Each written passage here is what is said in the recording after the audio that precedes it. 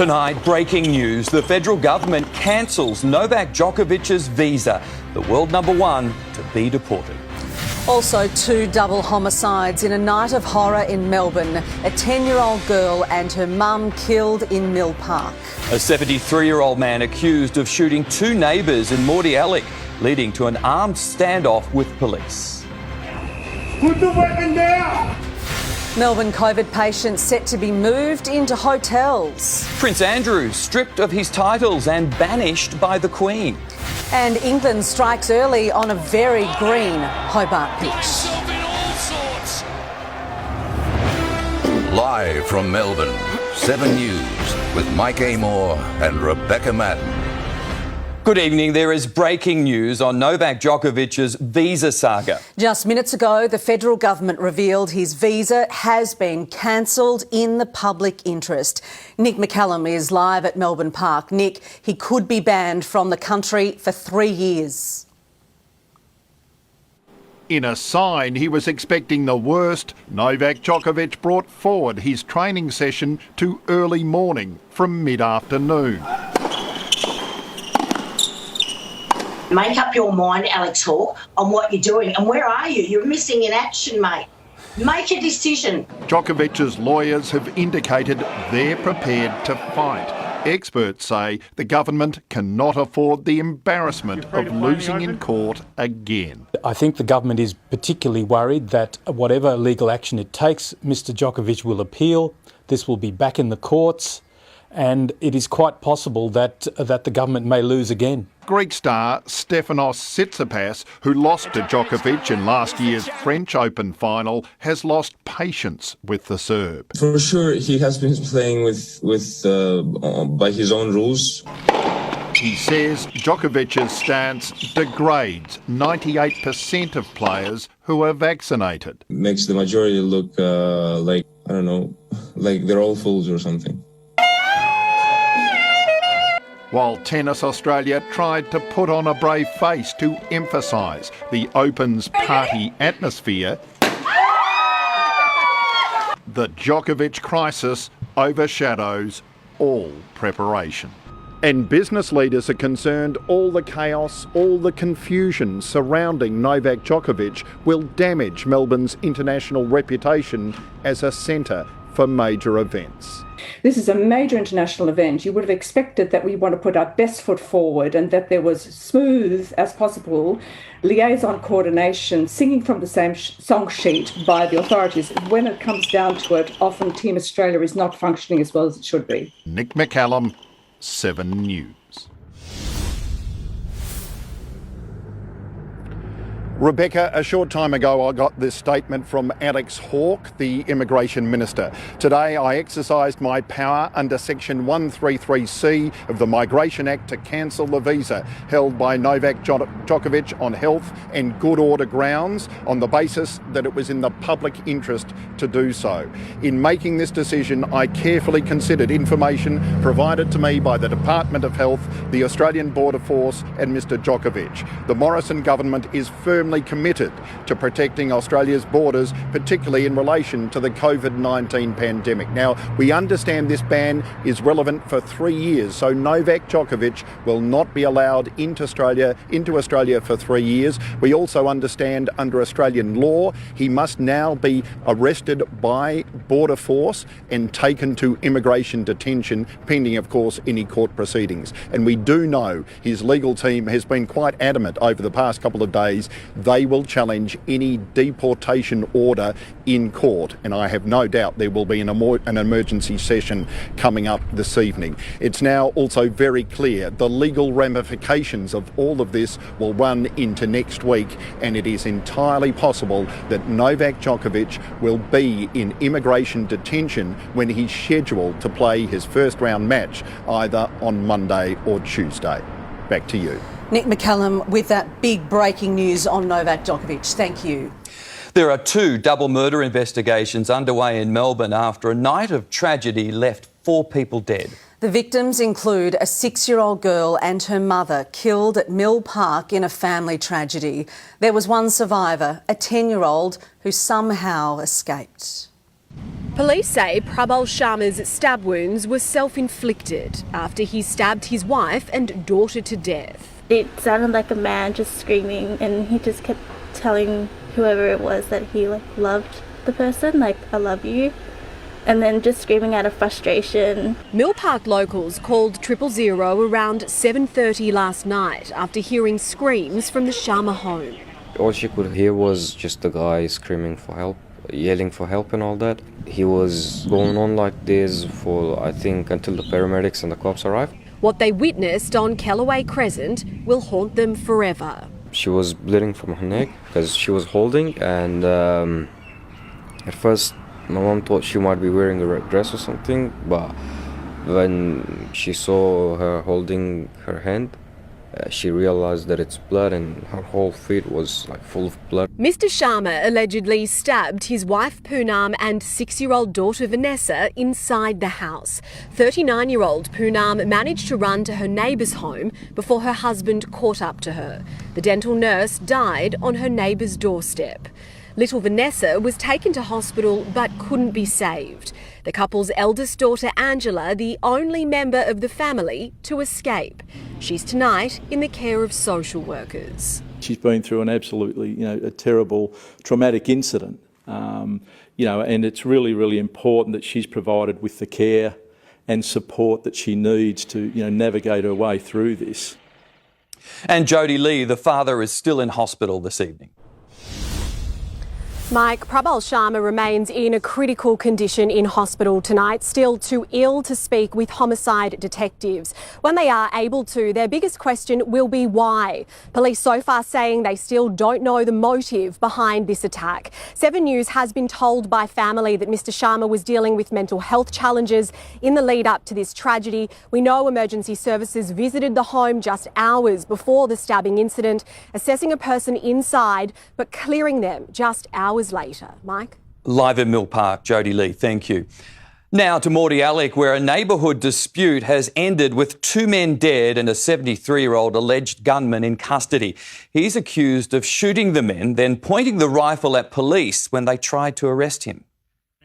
Police with guns drawn aimed at a man accused of shooting dead 2 of his neighbours just minutes earlier.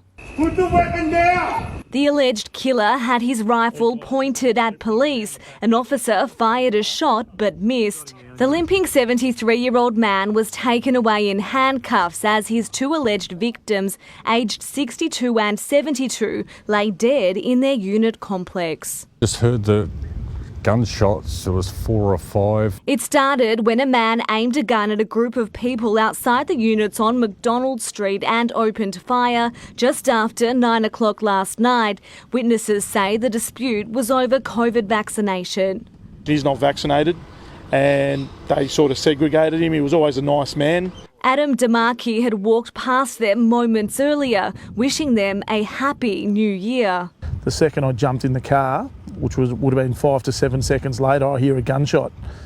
And from that moment, I look left and, one of the elderly guys there was, just reloading his rifle. He alerted officers at the local station before heading back to the scene. He's looked at me.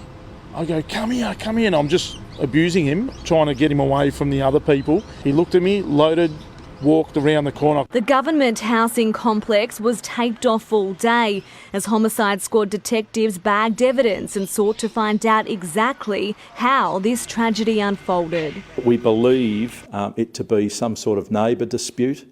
Again, the detail of that I can't share at this point. And Sarah Jones is at police headquarters. And Sarah, you have some breaking news. Yes, Mike, the 73-year-old man was charged a short time ago with 2 counts of murder as well as assaulting police. Now, he spent the entire day in police custody and will face court this evening. Mike? Sarah, thank you.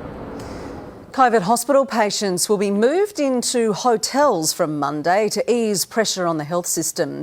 There are now nearly 1,000 Victorians in hospital with COVID and we haven't hit the Omicron peak.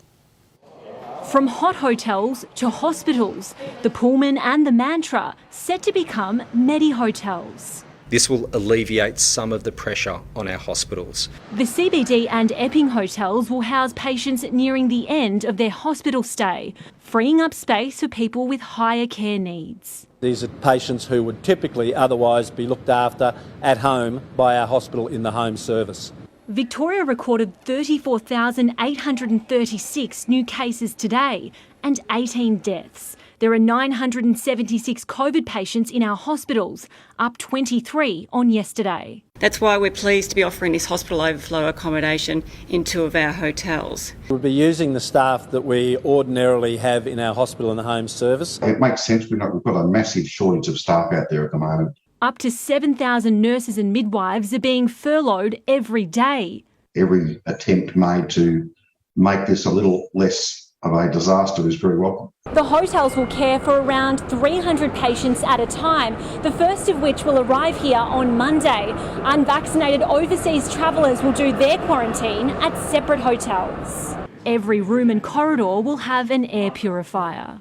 But importantly, it also takes the teams who've been working in their hospital in home teams, working out in the community, into settings where they can work more efficiently. It will leave Melbourne with just 4 quarantine hotels, down from 14 earlier in the pandemic. Construction on a purpose-built facility in Mickleham is almost complete. Estelle Greeping, 7 News. New COVID isolation rules have put even more pressure on demand for rapid tests. More workplaces now need to supply them to essential staff to keep business going while facing crippling shortages.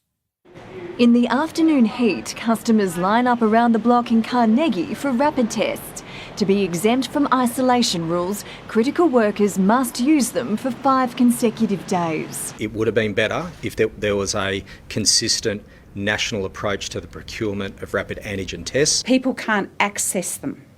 No wonder we've got a health crisis. The Transport Workers Union says sending close contacts to work is a band-aid solution. Supply chains could actually be worse because the result of that decision is that those people who are most likely to be carrying the virus have been told they can go back to work. There's going to be that many infected people working because of the accessibility to get a rat test. But restaurant owners are annoyed their workforce wasn't included. We certainly do not see light at the end of the tunnel anytime soon. The combination of the pre-Omicron workforce shortage and the isolation of hospitality workers has been disastrous. Many restaurants and pubs are doing takeaway only or operating with a reduced capacity because of the shortage.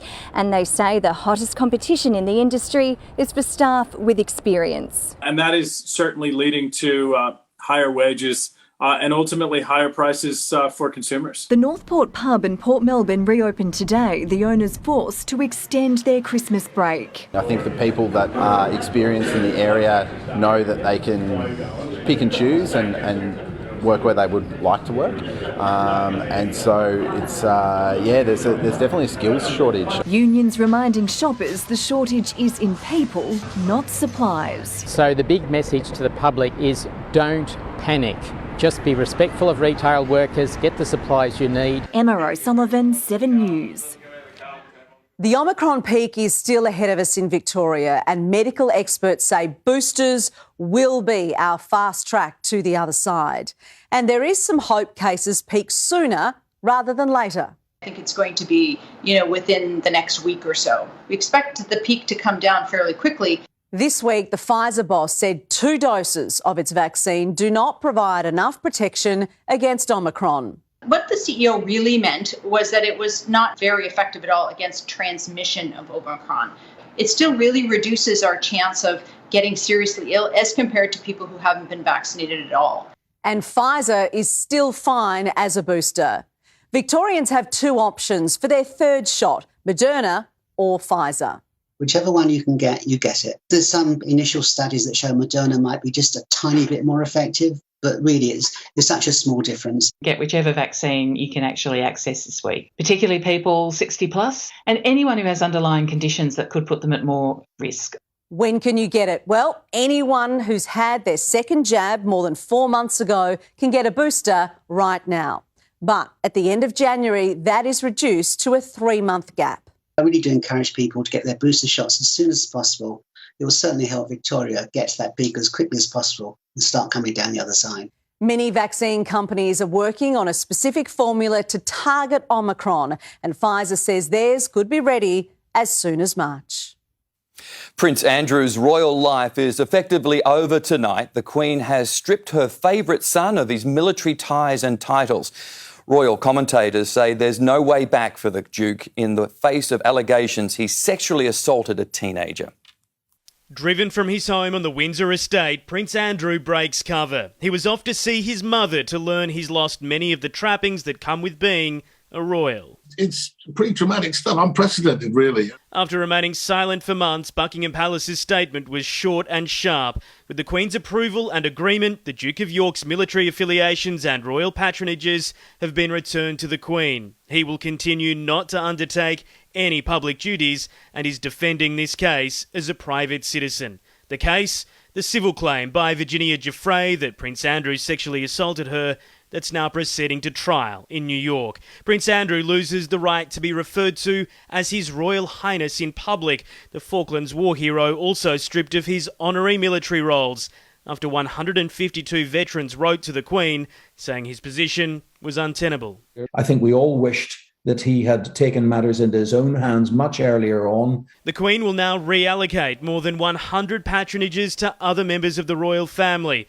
Dozens of charities had already cut ties with the Duke. I spoke to Buckingham Palace earlier and I said, well, is this permanent? Well, they said these titles are not going back to him. And you can kind of finish the sentence for them, not at any point in the future. Andrew's links to convicted pedophile Jeffrey Epstein and the real prospect of an ugly public trial, now too much for the firm.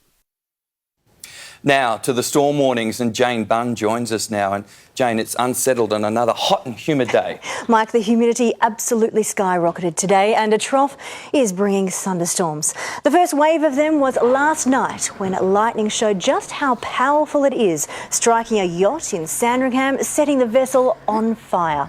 Then as that storm crossed Dromana, another strike set a bush in a car park alight.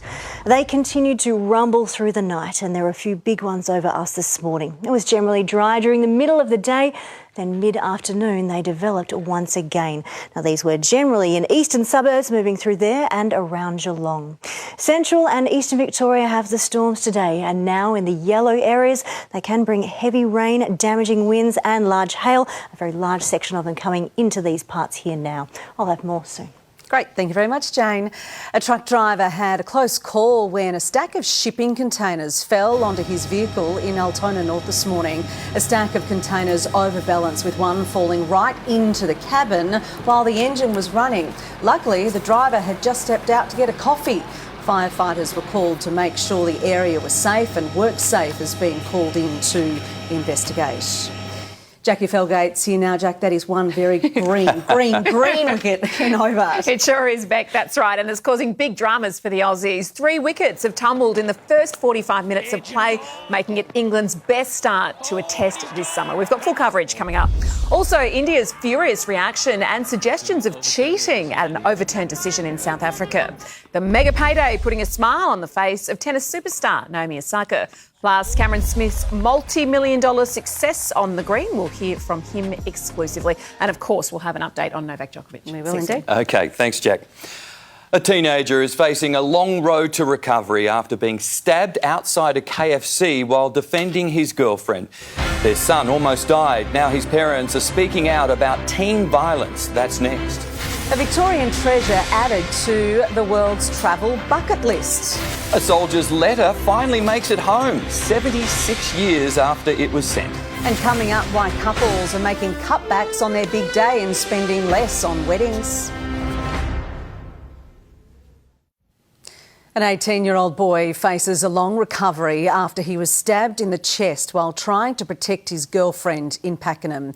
His parents say it was senseless violence that almost cost their son his life. A father breaks down in tears visiting the scene where his son was stabbed by a stranger. He was screaming, you know. It was terrifying. Ethan Turrent now fighting for life in hospital.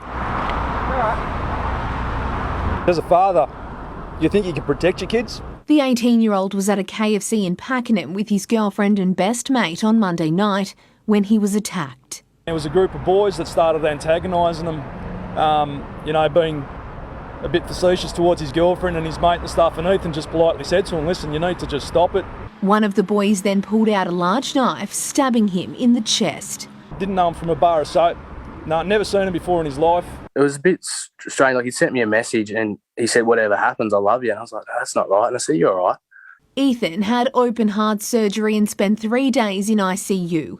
He has a punctured lung and now COVID-19. They're not kids. These teenagers need to be held accountable for their actions. A fundraising page has been set up to help the family with hospital costs. It's just to make things easier, he's going to have a long road to recovery. He's never going to be the same boy what he was on Monday night when he left home. Kathleen O'Connor, 7 News. Details have emerged of more illegal lockdown parties at the British Prime Minister's official residence. Boris Johnson continues to resist calls to resign over the scandal. His staff are now accused of holding 2 functions inside number 10 Downing Street on the eve of Prince Philip's funeral. The next day, the widowed Queen sat socially distanced from her family at her husband's funeral. And US President Joe Biden has suffered a major setback with his COVID plan thanks to America's Supreme Court. The bench threw out a proposal to mandate vaccines or testing in the private sector. I know we're all frustrated as we enter this new year. Omicron variant is causing millions of cases and record hospitalizations. President Biden's approval rating has dropped to 33%, lower than Donald Trump at the same stage of his presidency. A World War II soldier's letter has finally reached its destination 76 years later. The young man wrote the letter to his mother while serving in Germany. Nearly 8 decades on, it turned up at a postal facility in Pittsburgh. 1945, the end of World War II, and American GI John Gonzalez writes a letter home. All these decades on, it's finally been delivered. Imagine that. 76 years. Angelina married John years after the letter was penned. I couldn't believe it, and then just his handwriting and everything, it was just so amazing. The 22-year-old sergeant gave a glimpse of life stationed in Germany. It says, "Dear Mum, received another letter from you today and was happy to hear that everything is okay. As far as the food, it's pretty lousy." At the end he said, "Love and kisses, your son Johnny. I'll be seeing you soon, I hope," which I thought was wonderful. And while John died 6 years ago, his words have brought back wonderful memories of their 61 years of marriage. It's like he came back to me, really. That was amazing. 3/4 of a century late, but timeless. Patrick Burns, 7 News. Phillip Island has been named as one of the world's best places to visit this year. The New York Times ranked the Victorian spot as number 24 on its list that emphasises climate-focused locations. Phillip Island's penguins, beaches and conservation efforts by locals helped it make the list. A town in Italy was number 1. We have new details on the Novak Djokovic visa bombshell. Details next. Plus, some people are choosing when they get infected with COVID. Up next, why experts say COVID parties are a bad idea. Shoppers confronted by wild violence at a shopping centre. Hero neighbours try to save a man in a house fire at Endeavour Hills. And why there's been a surge in abandoned guinea pigs and rabbits.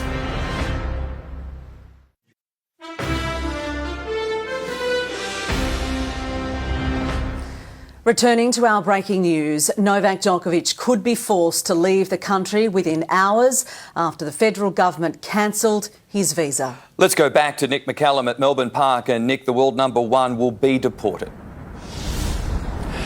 That's right, Mike. The decision came from Alex Hawke, the Immigration Minister, at about 10 minutes to 6. Now, we understand it also involves an automatic 3-year ban from entering Australia. So the world number one, the man who's won 9 Australian Open titles, will not be allowed back as it stands into Australia over the next 3 years. Now, we have Cruz at the immigration hotel where he spent the first few days of his visit here.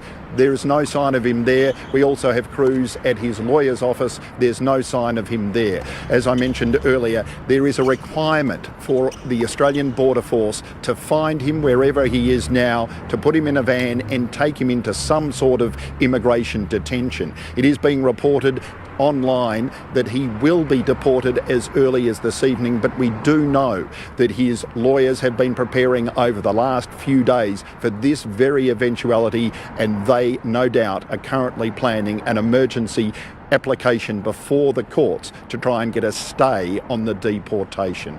But just repeating, Alex Hawke, the Immigration Minister, has just announced that Novak Djokovic will be deported. His visa will be cancelled. We are expecting a statement from the Prime Minister shortly, and we'll bring it to you as soon as we get it, guys. And Nick McCallum with that big breaking news. Thank you. Shoppers watched in horror as a violent brawl erupted in Melbourne's west. The chaos was captured on camera inside the Manor Lake shopping centre last night. One man was stabbed. Another man was kicked to the ground, hit in the head with a fry pan and repeatedly stomped on. Nearby staff rushed to intervene, fearing for his life. Imagine 20 person hitting one person, yeah. And he's bleeding. He was bleeding, yeah. So we tried to save him. Police are investigating what sparked the violence. A man has died in a house fire in Endeavour Hills. 2 people were trapped inside as flames engulfed the property. Neighbours tried to extinguish the blaze with garden hose, dragging an elderly woman to safety. Dad, be careful. All you could see was just massive flames just coming out of the windows. I had family on the street who was screaming out, asking for whoever was inside the house to come out. Police say the fire is not suspicious. A reckless pandemic trend is emerging where people attend COVID parties to deliberately spread the virus. Experts say it's a dangerous game with potentially devastating outcomes. Hugging strangers, sipping people's drinks. It's everything we've been told not to do, but this Melbourne bride-to-be is well aware of what's at stake. Catching COVID is the aim of the game. Recovering before the big day is the goal. A little bit disrespectful to the people who are suffering. This is serious. It's not a game. It's Russian roulette. Do you really want to take that chance? The idea of getting COVID to get it out of the way is spreading.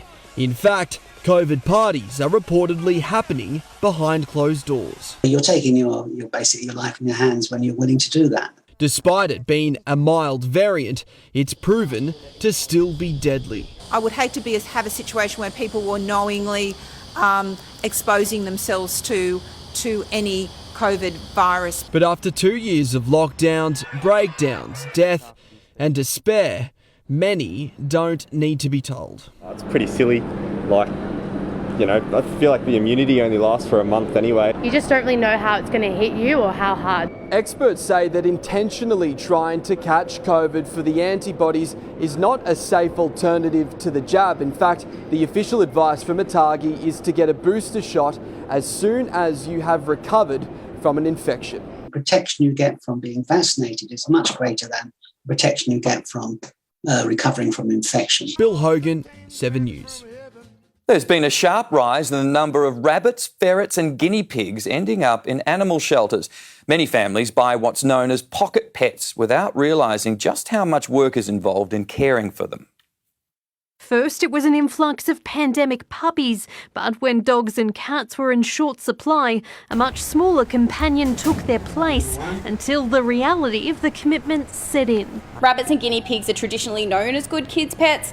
It's not necessarily true. The number of abandoned pocket pets ending up in animal shelters has tripled in the past 6 months. The Lost Dogs home in Melbourne has been overrun with ferrets, guinea pigs and rabbits, and a lot of them are pregnant. They're going to give birth to sort of 6 or more kits. The furry creatures might seem like a practical or cheaper alternative. They can be toilet trained to go in a litter tray, they can be inside the house. But can cost owners just as much as a dog, and in some cases even more. Guinea pigs and rabbits require a lot of stimulation, a very specific diet, and not every vet can treat their needs. People cause their own veterinary problems because they're feeding an inadequate diet over time. The shelter is working with rescue partners to attempt to rehome the animals. In the meantime, anyone looking to purchase a pocket pet are being reminded to do their research, consider adopting over buying, and get them desexed.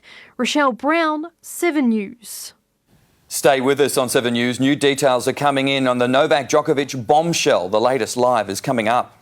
Also, the musical coming to Melbourne, proving the show must go on despite the Omicron surge. Why couples are spending less on their big day. And the staggering price tag for a page from a Spider-Man comic.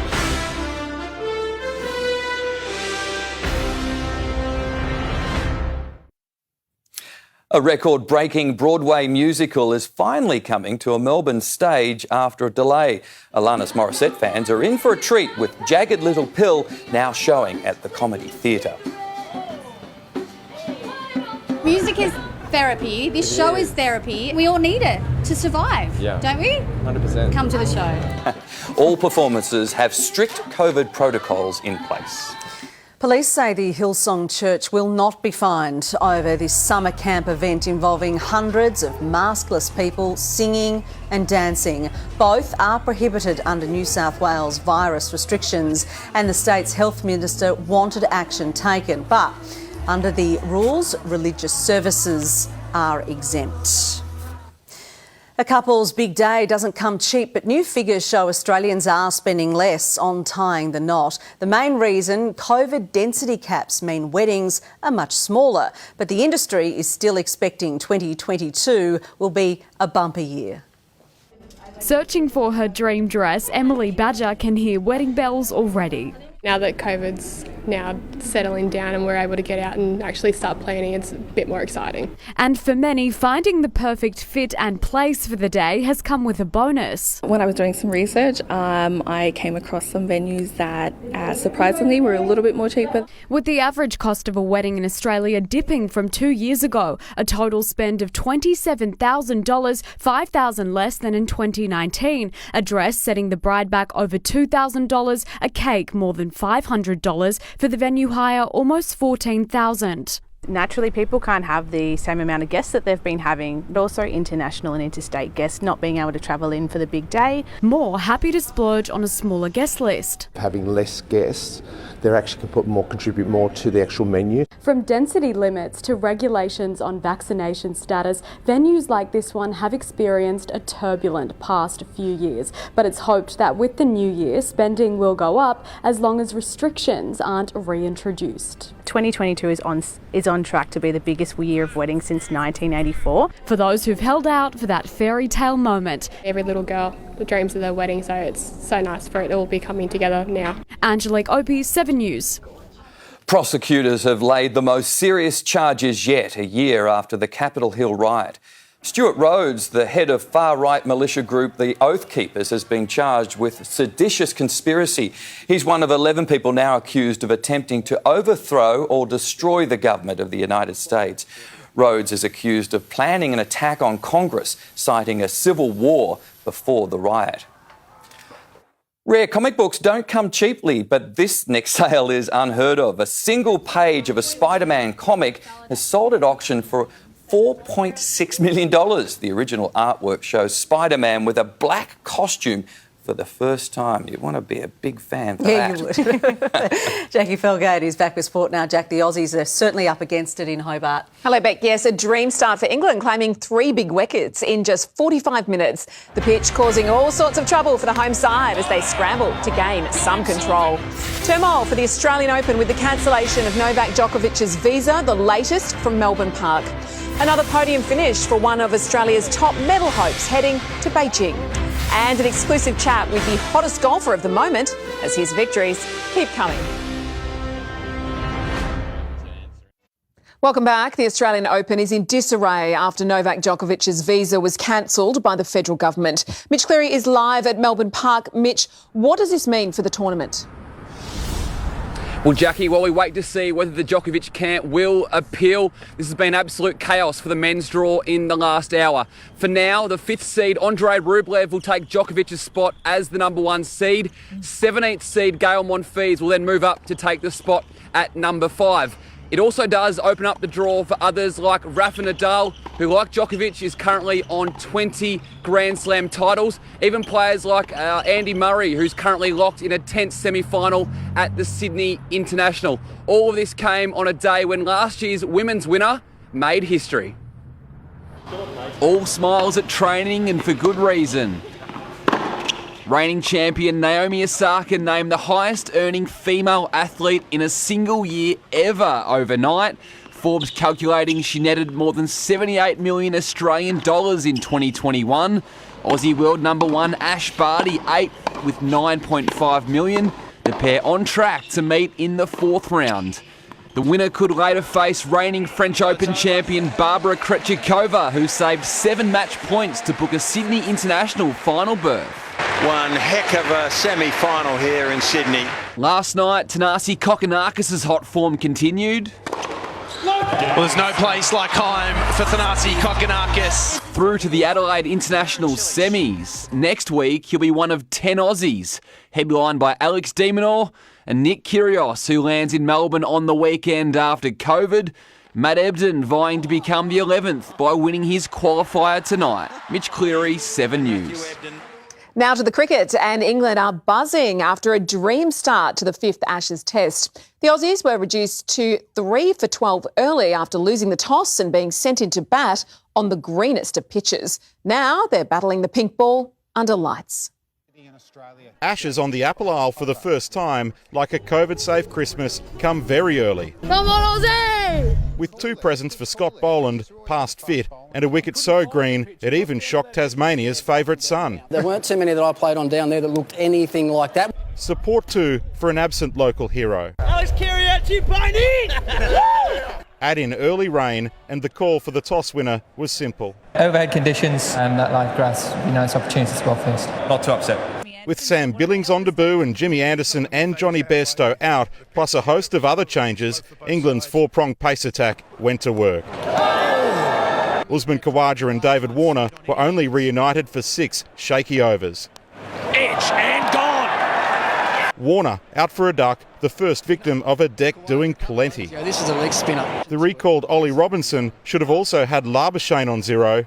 Stuart Broad soon joined the pitch party. Root gobbles this up. Khawaja gone for 6, then Steve Smith a duck, the Aussies reeling at 3 for 12. Robinson has 2. Well, we're all a bit stunned by what's happening in that first hour, but there's still a real festive buzz in the air here at Bellerive. Even if the chips are down, Travis Head only knows one way. Head and Labuschagne attacked, and fortune favoured the Brave in a counter-punching 71-run stand until Marnus got all tangled up on 44. 4 for 85 at dinner, still with plenty of work needed to build a respectable score. Oh, big shot by Head. Into the Tassie twilight zone. In Hobart, Matt Carmichael, 7 News. Overseas, things are getting ugly in Cape Town. In the series decider against India, South African captain Dean Elgar was given out LBW to Ravi Ashwin on 22, but the decision was overturned on review. Virat Kohli was then heard venting into the stump mic with what appeared to be a cheating accusation. Shock and disbelief from the Indian camp. I think it's an area of concern for him. Not just the opposition, trying to catch people all the time. Oh, I'm not sure that's whole country playing against required. 11 guys. In the big match, the Adelaide Strikers have recorded a 6-wicket victory over the Perth Scorchers, while Renegades coach David Saker has warned there'll be a player shake-up in his side next season after a dismal loss to the Melbourne Stars. One of Australia's best hopes for the Winter Olympics has notched up another podium finish in the lead-up to Beijing. Jakara Anthony claimed her 7th medal of the season with a bronze at the Mogul Skiing World Cup event in Deer Valley. There's now just one more competition before the Games where the 23-year-old has her sights set on gold. And you'll, of course, see the games live and free on 7 and 7+. He's just 28 and already nearing $30 million in prize money. But all Cameron Smith wants is a hug from mum and a couple of footy tickets. Tonight, the hottest property in Australian golf speaks exclusively to 7 News. What a whirlwind. Victory to start his year, hanging with Hollywood royalty. Today, back to work. 3 under to launch his Sony Open Challenge in Honolulu. I mean, is there a doubt right now? Not quite a standing ovation, unlike Monday, as the new world number 10 smashed records and took down John Rahm at Kapalua. When you got the world's best breathing down your neck and you're able to answer him, yeah, it was pretty cool. But the unassuming mullet-wearing Aussie, now a 4-time PGA Tour winner, is distracted.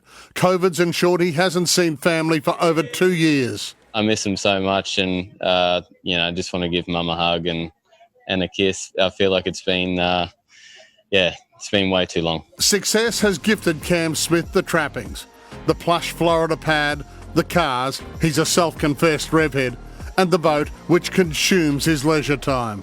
Now, his needs are simple. Maybe some State of Origin tickets would be nice. Hinting he may sneak home mid-year. More importantly, though, our golf power brokers want him back in late November. It's always nice to give back to Australian golf. And can he return a major winner? I feel like I'm really close. I've been up there a couple of times. Bring on the Masters, April in Augusta. Pat Welch, 7 News.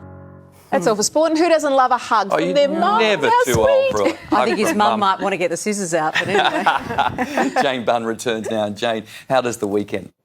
Well, Mike, it begins grey, but there is lots of sunshine to follow. It'll get better as it goes along. The details are next.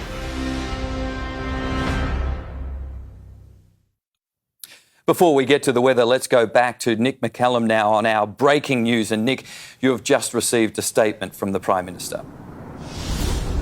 That's right, Mike. He considered the Immigration Minister's announcement carefully considered, done over many, many days. He says Australians have made many sacrifices during this pandemic and they rightly expect the result of these sacrifices to be protected. This is what the Minister is doing, taking this action today. And the last paragraph is particularly relevant. He says, due to the expected ongoing legal proceedings, I will not be providing any further comment. So clearly they expect the Djokovic camp to launch legal proceedings straight away. We understand that the Djokovic camp received notification of the visa cancellation 10 minutes after the media did. So you can imagine they're really bunkering down now, Mike. Nick McCallum, thank you. Let's go to Jane. Well, hello again. Hit and miss thunderstorms have struck Melbourne and eastern Victoria. Now, a lot missed out, but those underneath them are absolutely drenched. Around the storms, it's hot and very humid. A low was 21 early this morning. It reached 33, 31 in the beach in Chelsea, as we saw there. Now, after storms this morning and again mid-afternoon, here is the latest. Those around Cranbourne and Hastings were certainly hit. You can see it there. The rest missing out at the moment. The storms are dramatic if they develop near you, damaging winds, large hail and heavy rain that leads to sudden flooding. Further storms are a risk tonight. Again, more hit and miss activity. That's just how storms work. Here they are in Victoria with a trough in the west today. They develop over central and eastern parts where it's hot, humid and unsettled. All of that means these areas are on flood watch. Rivers may go into minor flooding overnight and tomorrow. The trough stretches from the NT through to western Victoria with a high to our southeast. We are wide open to moist air from Queensland and the remains of the cyclone. That's why when you get a storm, it is torrential and the air is so muggy. The trough moves over central Victoria tomorrow morning and the east later in the day. Once the trough passes through, the storm threat disappears. So eastern parts have it tomorrow, retreating back up to the ranges. Otherwise, sunshine returns and it's not quite as humid. The break lasts a few days, then our next major weather system arrives next week. Most guidance shows that north of Victoria and we miss out, but the rain could come to us a week from now. I'll keep you updated. Around the nation tomorrow is sunshine in Brisbane, storms in Sydney and Canberra. Hobart dry for much of the cricket, but the risk of a storm. Adelaide cloudy, then sunny afternoon. Perth is pleasant. To Victoria, it is a clearing trend as that trough moves eastwards. Showers and thunderstorms with heavy falls. They clear eastwards, contracting mainly to the eastern ranges. It turns sunny in behind that rain and less humid. Closer in, a cloudy morning. We've got drizzly showers. They're generally easing. By the afternoon, sunshine is increasing. It should be quite nice with reduced humidity and milder temperatures. 18 to a milder 25 in the city. Areas of drizzle on a cloudy morning, then increasing sunshine in the afternoon. On the 8-day outlook, Sunday morning, early cloud, then bright sunshine. Should be lovely 28. A lot of cloud for Monday and Tuesday, generally dry. We're warming up again, turning humid. Rain to our north. That may arrive here Friday night, and on Saturday, another humid stretch. So the heat and humidity, it is easing. So is the threat of storms.